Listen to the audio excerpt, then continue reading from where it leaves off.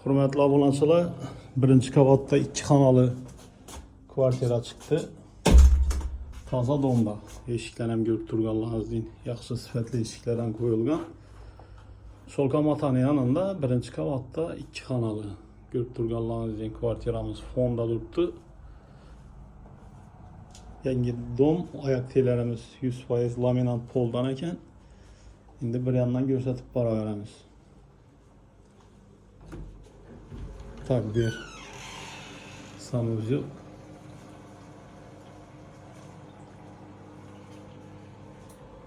Sanuculam 100% pat ключ.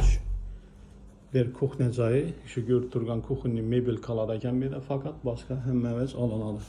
Katyolları yaxşı katyoldan dok konturunu ata bilənə həmmə var, reduktor, filtr, stabilizator həmmə var.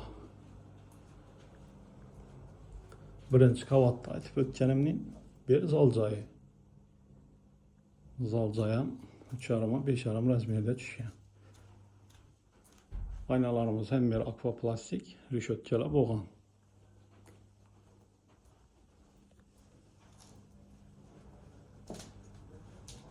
Girgən yerimizdə hep prikoşka, 2-3 koyalım.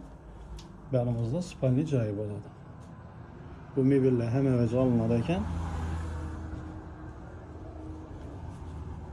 yolun üstünde.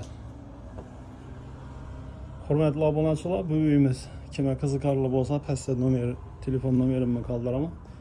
Deməli, telefonlaşıb gəlib savdalaşıb ola verəsiniz. Narxına gələn olsaq 410 milyon gəlişdirib bəllədə xuda xalasa. 2 kanalı qıdırıb ürgən dostlarınıza, danışlarınıza taşap qoyasılar. Like'larına basıb, kommentariyada öz fikirlərinizi yazıb qaldırasılar. Son görüşlərdə görüşüncə sağ olun.